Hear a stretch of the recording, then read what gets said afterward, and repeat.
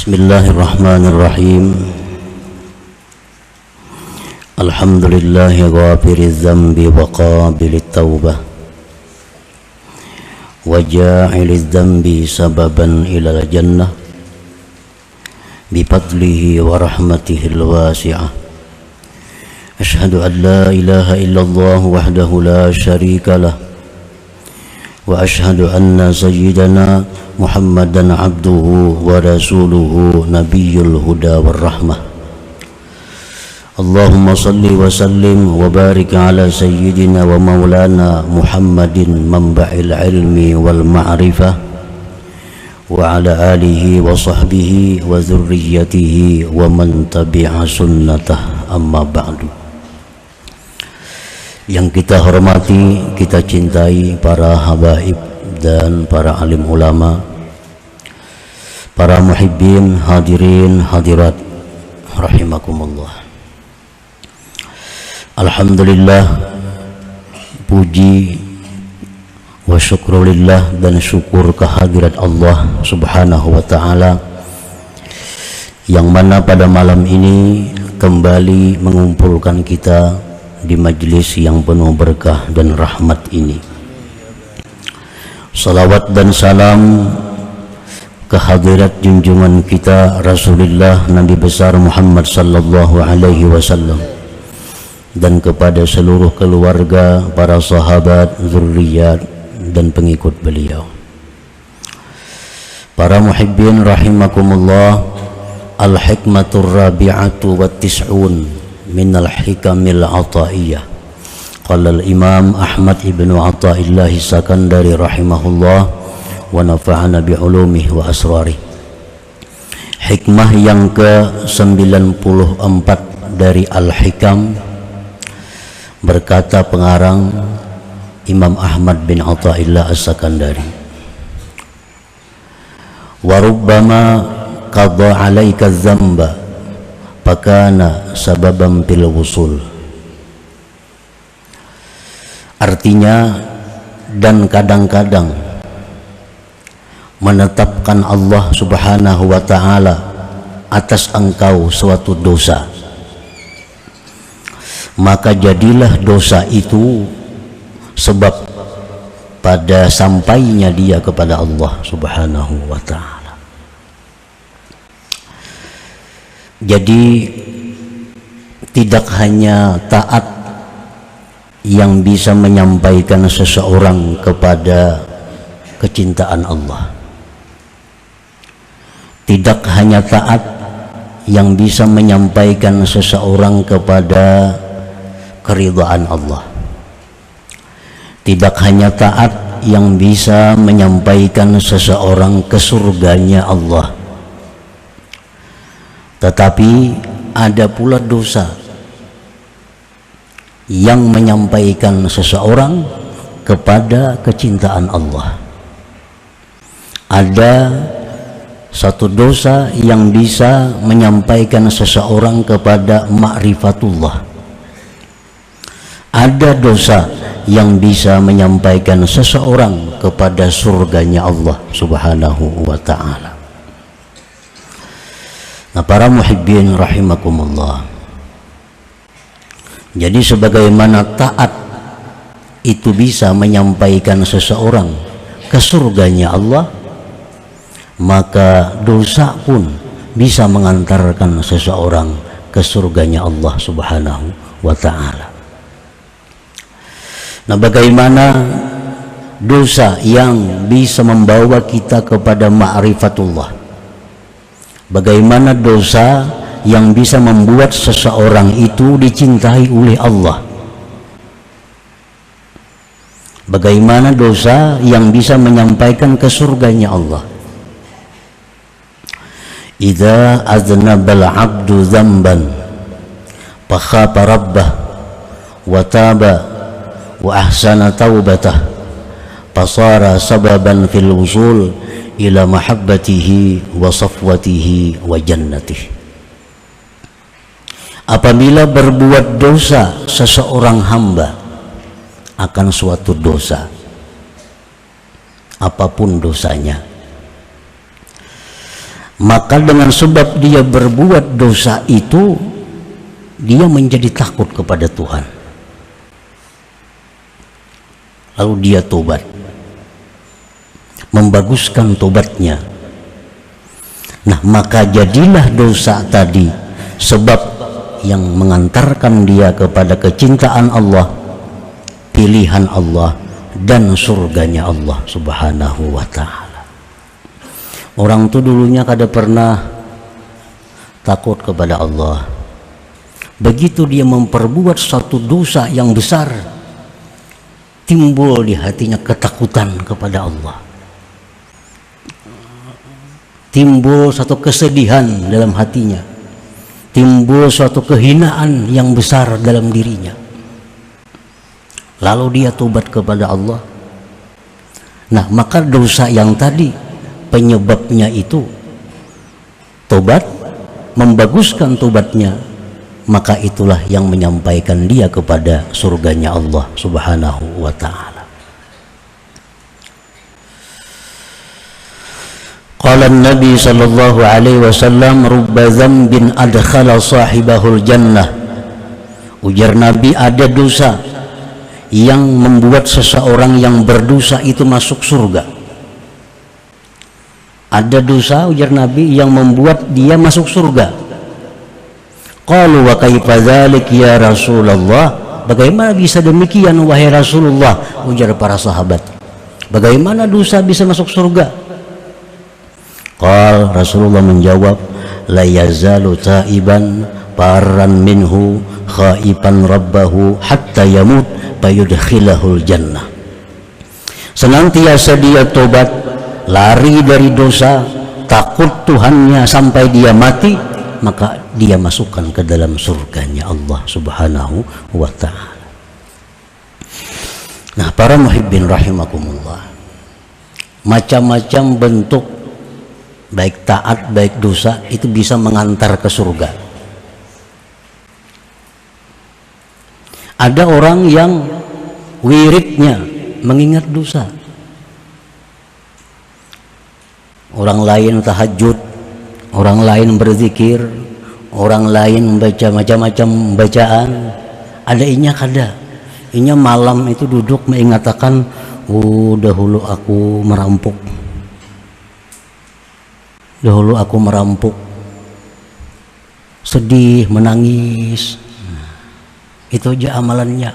Dahulu aku pernah mencuri, ampun orang, hinanya aku, menangis. Jadi pekerjaannya mengingat dosa aja, mengingat dosa aja pekerjaannya, menangis, ingat dosa, menangis. Nah, ini dosa itu yang memasukkan dia ke dalam surganya Allah Subhanahu wa ta'ala. Macam Sayyidina Umar bin Khattab radhiyallahu an, beliau seringkali menangis. Ditanya oleh kawan-kawannya, mengapa engkau wahai Umar menangis? Aku ingat dulu pernah membunuh anak perempuanku hidup-hidup. Nah, Sayyidina Umar waktu masa dahulu jahiliyah pernah membunuh anak perempuan yang masih hidup, dimasukkan ke dalam tanah, mati. Lalu Sayyidina Umar bila ingat itu menangis, ingat itu menangis. Nah, ingat suatu dosa apabila ditangisi, maka itu menjadi sesuatu yang berpahala sangat besar di sisi Allah Subhanahu wa ta'ala. Ingat dosa, lalu kita sedih, lalu kita menangis, itu jadi sesuatu yang bernilai pahala besar di sisi Allah. Bisa lebih besar daripada bacaan-bacaan yang belum tentu baik, belum tentu khusyuknya, belum tentu benar adab-adabnya. Nah, ini yang dimaksud oleh Nabi kita, bahwa ada dosa itu yang membawa seseorang ke surga. Ingat dosa, menangis. Ingat dosa, sedih. Nah, dosa ini yang mengantarkan dia kepada surga. Dosa ini yang mengantarkan dia kepada ma'rifat kepada Allah Subhanahu wa ta'ala. Nah, para muhibbin rahimakumullah, wa alamatul mudhnibit ta'ib al-muhsini taubatah ay yufarika ashabas su' wa ay yakuna musta'iddan lil maut mujtahidan ala ta'ati rabbih mustadrikan ala ma fata min ta'ati rabbih mutaliban lil halal war ridha ala man zalamahu min ibadih. tanda orang yang berdosa, yang taubat, yang membaguskan taubatnya. Pertama tandanya bahwa dia menjauhi kawan-kawannya yang jahat. Tanda orang yang taubatnya bujur, tanda orang yang taubatnya itu bagus, tanda orang yang taubatnya itu diterima oleh Allah. Pertama, dia menjauhi kawan-kawannya yang jahat itu.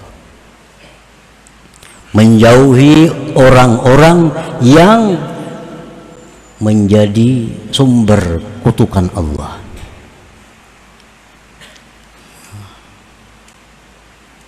Menjauhi orang-orang yang menyebabkan dia mendapat percikan daripada laknatnya Allah.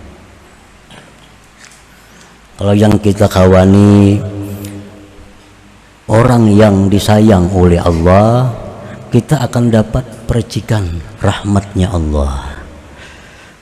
Kita akan dapat percikan berkah dari Allah. Walaupun kita duduk di samping orang yang disayangi Allah, walaupun kita guring kada beribadah, tapi di samping orang yang dicintai Allah, maka rahmat Allah itu sampai kepada kita. Berkah Allah akan sampai kepada kita karena kita berada di dekat orang yang disayangi, dicintai oleh Allah Subhanahu wa ta'ala. Nah, demikian halnya kita duduk berdampingan dengan orang-orang yang selalu dilaknat oleh Allah, dimurkai oleh Allah. Duduk kita di sampingnya, walaupun kita tidur, walaupun kita tidak berbuat seperti perbuatannya, tapi kita dapat sawabnya, sawab kada baiknya. Dapat sawab kada baiknya. Nah, jadi misalnya kita duduk betatai lawan orang nang dimusuhi Allah, dimurkai Allah, disimburkan orang banyu panas, ngarang betatai duduk, tekanan juga kita percikan banyu panas itu. Nah, jadi tanda orang yang tobat, yang membaguskan tobatnya itu, pertama dia mesti jauh dulu dirinya dari orang-orang yang jahat itu. Jauh dari orang-orang yang jahat. Yang kedua, tandanya orang yang membaguskan tobatnya itu bahwa dia mempersiapkan diri untuk kematian. Mempersiapkan diri untuk kematian. Nah, bila kita kadang mempersiapkan diri untuk kematian, tentu kita akan mengalami kesusahan, penderitaan. Kematian itu mulai sakaratul maut, ada persiapan khusus yang diajarkan Rasulullah. Menghadapi munkar nakir, ada persiapan khusus supaya bisa lulus dari munkar nakir. Dibangkit dari kubur menuju padang mahsyar yang sangat panas, itu ada persiapan khusus agar kita bisa terhindar dari panasnya waktu itu. Menghadapi pertimbangan amal, menghadapi titian, itu semua ada persiapan-persiapan agar bisa selamat sampai ke tujuan surga Allah. Nah, orang yang tobatnya benar, orang yang tobatnya diterima Allah, dia mempersiapkan segala-galanya untuk menghadapi tantangan-tantangan yang demikian tadi.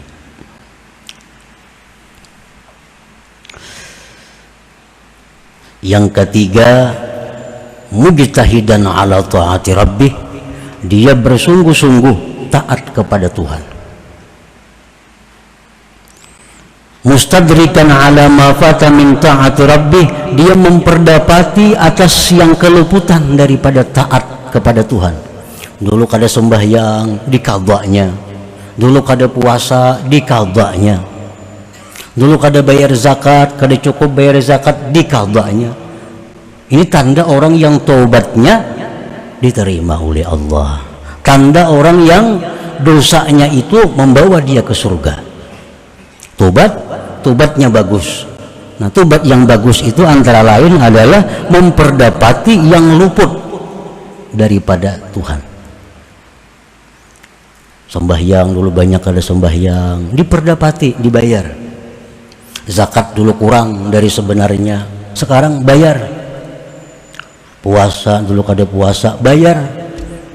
Ini tandanya orang yang membaguskan tobat. Mutaliban lil halal war ridha ala man zalamahu min ibadi, menuntut halal ridha atas orang yang pernah dia zalim dari hamba-hamba Allah Ta'ala. Nah, dulu pernah itu kusakiti, datangi minta halal, minta ridha. Dulu itu pernah ku aniaya, datangi minta halal, minta ridha.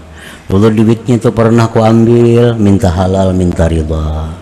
Dulu pernah minum di warung kada bayar, datangi ampun warung, minta halal, minta ridha. Dulu wadai 3 bapadah 2, datangi minta halal, minta ridha. Tanda membaguskan tobat itu.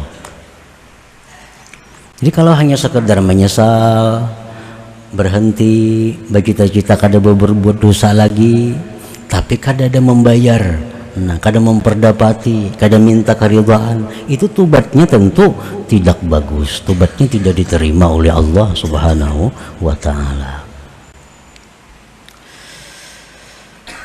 Nah, jadi apabila kita berbuat satu dosa lalu tobat, dibaguskan tobatnya, maka dosa tadi akan membawa kita kepada surga Allah Subhanahu wa Ta'ala. Fakam min waliyyin min awliya illah kana mujaniban ta'ala rabbih summa taba wa ahsana taubatah fasara ila ma sara ilaih. Berapa banyak wali daripada wali-waliullah yang dulunya jauh daripada taat kepada Tuhan, kemudian tobat dia, membaguskan tobatnya, akhirnya jadilah mereka kepada sesuatu yang jadilah mereka kepadanya. Tidak sedikit wali-wali Allah itu nang asalnya orang ini sangat jauh dari Allah. Tidak sedikit wali-wali Allah nang asalnya dulu ahli maksiat kepada Allah. Tapi karena mereka menyadari kehinaan dirinya dengan maksiat itu, lalu mereka tobat, membaguskan tobat, akhirnya mereka jadi aulia Allah Subhanahu wa Ta'ala. Mislu Fudail bin Iyad contohnya yang terkenal sudah kisahnya. Karena syatira, dulunya perampok. Nah, dulunya perampok. Kemudian tobat, membaguskan tobatnya, maka jadilah dia min kibaril aulia, aulia besar. Wa mislu utbatul gulam kana munhamikan pisar, dulunya tenggelam dalam kejahatan, minum-minuman, perjudian, perempuan dan lain-lain. Summa taba, kemudian tobat, wa ahsana taubatah, membaguskan tobatnya, fasara minal aulia, jadilah dia aulia Allah. Nafaz zambu iza awrasa khawfan minallah wa taubah khairun min ta'atin awrasat amnan wa ujbah. Maka bermula dosa apabila menimbulkan ketakutan kepada Allah, menimbulkan tobat, maka dosa itu lebih baik daripada taat yang membuat dia merasa aman dan ujub dengan dirinya. Ini dosa, maksiat, tapi mbak itu takutan lawan Tuhan, takutan lawan Tuhan, lalunya bertobat. Nah, dosa tadi lebih baik daripada taat, yang mana seseorang dengan taat itu menjadi merasa aman dirinya, merasa pasti ke surga, merasa dirinya ahli surga, takjub dengan dirinya. Nah, itu taat lebih hina daripada maksiat. Nah, para muhibbin rahimakumullah, jadi taat itu yang dipandang Allah isinya, dosa dipandang Allah isinya. Nah, kenapa taat itu menjadi mulia? Karena isinya taat itu adalah ubudiyah, kehambaan. Kehambaan itu sama dengan kehinaan. Jadi kalau kita berbuat taat, kalau diri kita merasa menjadi hamba Allah, diri kita merasa hina, diri kita merasa butuh kepada Allah, nah ini taat yang bermakna di sisi Allah, taat yang diterima oleh Allah. Kenapa maksiat itu menjadi musuh Allah? Kenapa dosa itu menjadi hal-hal yang merugikan seseorang? Karena di dalam dosa itu ada inat, ada ingkar kepada Allah. Di dalam dosa itu ada kesombongan seorang hamba kepada Allah. Lalu dosa itu mendatangkan siksa. Jadi sebenarnya bukan dosanya, bukan taatnya yang dipandang hakiki oleh Allah, itu adalah isinya. Bukan zahir perbuatan taat, bukan zahir perbuatan dosa, tetapi isinya yang dipandang oleh Allah. Kalau perbuatan taat tapi isinya kada sesuai, taat tapi isinya angkuh, isinya sombong, isinya ujub, taat ini tidak akan punya arti apa-apa di sisi Allah dan tidak akan memberi manfaat kepada orang yang berbuat taat itu. Nah demikian dosa. Kalau dosa ini dalamnya berisi kehinaan, dosa ini berisi bahwa dia sangat berhajat kepada perlindungan Allah, maka dosa ini menjadi sesuatu yang menyebabkan dia diridhai oleh Allah Subhanahu wa ta'ala. Nah jadi bukan dosanya, bukan taatnya yang dipandang Allah, tapi isi dari keduanya itu. Sebagaimana berkata Imam Ahmad ibnu Athaillah, maksiatun awrasat dhulla wa iftiqara khairun min ta'atin awrasat izza wa istikbara. Maksiat tapi menimbulkan kehinaan dan keberhajatan kepada Allah lebih baik daripada taat yang menimbulkan kemuliaan dan kesombongan.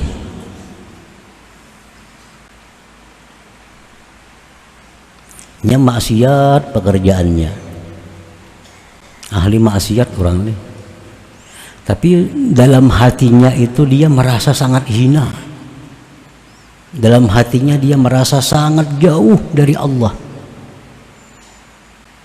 dalam hatinya dia sangat berhajat kepada perlindungan Allah. Nah ini lebih baik daripada orang yang tahajud, sembahyang, macam-macam, tapi dia merasa dirinya besar, merasa dirinya ini sombong, merasa dirinya ini angkuh, ujub dan sebagainya. Karena bertentangan dengan buah, dengan isinya tadi. Taat bermanfaat kepada kita, dihargai oleh Allah bila taat itu berisi ubudiyah, kehambaan. Kehambaan artinya kehinaan. Nah, dosa itu menjadi penyakit, dosa menjadi azab bila isinya keangkuhan, bila isinya keangkuhan, keingkaran. Nah apabila dibalik yang dipandang itu isinya, walidzalika qila, oleh karena itu dikatakan orang al-jahil al-mutawadhi' lillahi ta'ala khairun minal alim awil abid al-mutakabbir. Orang jahil, kada punya ilmu, tapi dia tawadu, dia merasa kebuduhan dirinya, dia merasa kehinaan dirinya. Si jahilnya itu lebih baik daripada orang alim atau ahli ibadat yang sombong. Ilmu itu bisa bermanfaat kalau membuahkan apa? Membuahkan kehinaan diri kita, membuahkan kebesaran Allah Ta'ala. Itu ilmu yang bermanfaat.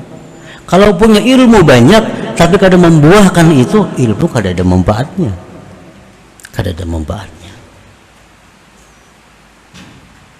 Al-asi al-mutazallil khairun minat ta'i'il mutakabbir.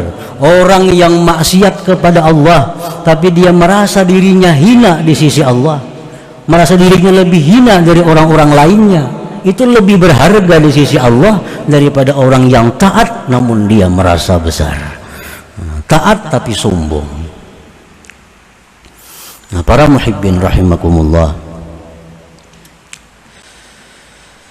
dikisahkan di zaman Bani Israel ada seorang pemuda yang kemaksiatannya itu lengkap. Ya, penjudi, pemabuk, penjina, macam-macam lah kemaksiatan. Dan demikianlah pekerjaan pemudanya setiap hari, selalu maksiat, sehingga disebut ini bambungnya Bani Israel. Suatu hari si bambung Bani Israel ini duduk melihat lewat di jalan itu ada seorang ahli ibadah, ahli taat kepada Allah. Si ahli ibadah ini berjalan, awan menaungi di atasnya. Nah, karamatnya si abid ini, kemana dia pergi awan itu mengiringi. Nah, si bambung tadi melihat, oh itu orang ahli ibadah, oh hebatnya, mulianya dia, awan aja menaungi kemana berjalan. Aku maka berbuat maksiat, aku berbuat dosa, hinanya aku di sisi Allah, hinanya aku di sisi Allah. Lalu dalam hatinya terbuka, aku ingin mendatangi si abid tadi, barangkali aku ada dapat berkatnya, barangkali ada dapat syafaatnya. Maka si bambung tadi jalan mendatangi si abid tadi. Si abid tadi duduk, si bambung tadi duduk di sampingnya si abid tadi.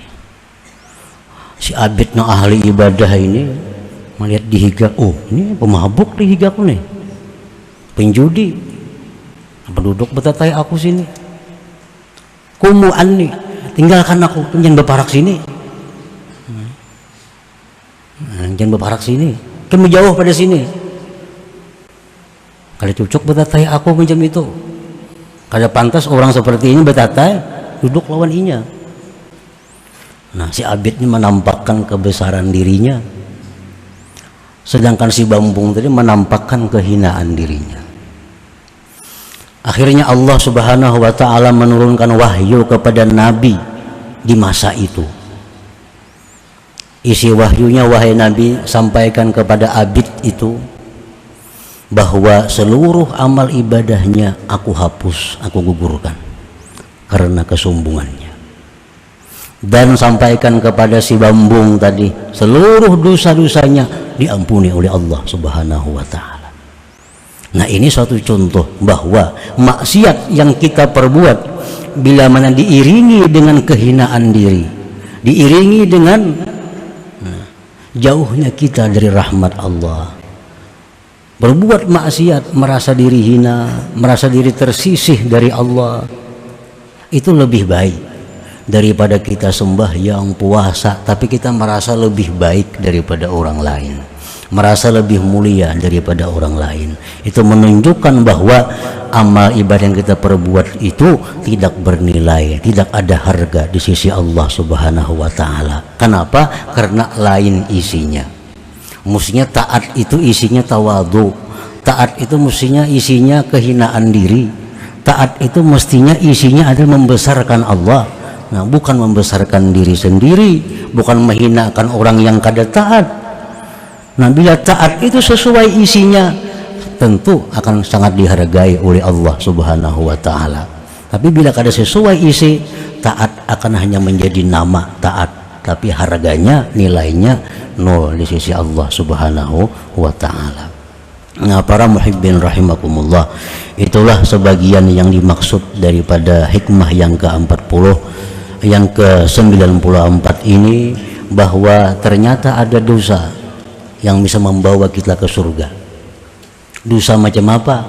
Dosa yang disesali, dosa yang menyebabkan kita sedih, menyebabkan kita merasa hina. Nah, itu dosa yang membawa kita kepada keridhaan Allah Subhanahu wa ta'ala. Nah, kemudian selanjutnya hikmah yang ke-95 ila hadratin Nabi sallallahu alaihi wasallam. Al-Fatihah. Ar-Rahmanir Rahim. إياك نعبد وإياك نستعين صراط المستقيم